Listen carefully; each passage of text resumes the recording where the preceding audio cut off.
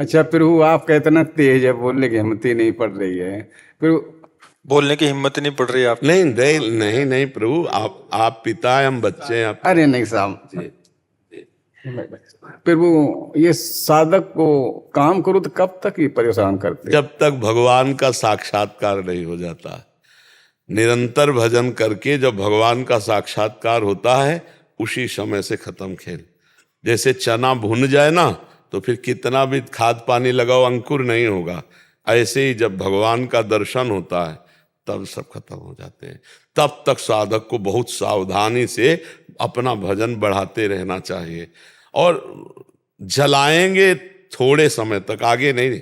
भगवान के दर्शन के पहले ही, जैसे सूर्योदय होने के पहले ही अंधकार नष्ट हो जाता है ना, ऐसे भगवान के दर्शन के बहुत पहले ही ये सब शांत हो जाते हैं। और भजन ना करे तो ये फिर बूढ़ी अवस्था में भी नहीं शांत होते। कि जब हम बच्चापन से भगवान के बाद, हमें लगा कि 30-40 वर्ष तक ये सब रहता होगा। तो एक 92 वर्ष के हमको गांव के प्रधान जी, तो हमें ब्रह्मचारी जी उस समय सब कहते थे, नैष्ठिक ब्रह्मचर्य का नहीं।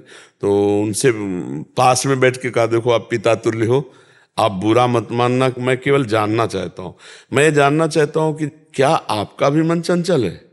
तो उनका ब्रह्मचारी जी, जैसा हमारा मन जवानी में था वैसा अब भी है, पर इंद्रियों में सामर्थ्य ना होने के कारण बकाया मन वैसे ही है।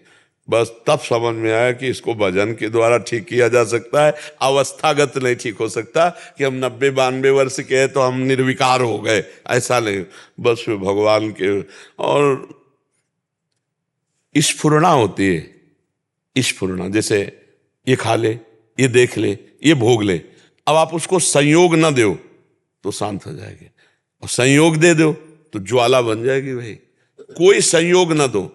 जैसे स्फुरना हुई, रसगुल्ला पाया जाए, भाई नहीं है, धर्मयुक्त नहीं है, हम आपको नहीं पवा सकते, खत्म। फिर होगी, नहीं पा लेते, बड़ा सुख बहुत सताते हैं महाराज। हाँ, तो बार बार जब वो स्फुरना हो, उसी समय राधा राधा, नहीं राधा राधा, ऐसे जीता जाता है। अगर आप हाँ बोल दिए और ध्यान में ले आए तो वो पूरा रसगुल्ला तुम्हारे मुंह में पहुंचा देगा बिना रसगुल्ला के। नहीं पहुंचा देगा, पूरा स्वाद, पूरा वो पूरा पी लगेगा यार, अब कुछ भी हो तो पहले स्वाद आता। तो मन है ना, तो हाँ, तो इसीलिए जब तक भगवत साक्षात्कार नहीं हो जाता, तब तक साधक को अपना निर्विकार नहीं समझना चाहिए। एक बाबा जी गांव में भिक्षा मांगने जाते थे, तो गांव के किनारे एक वैश्या का घर था।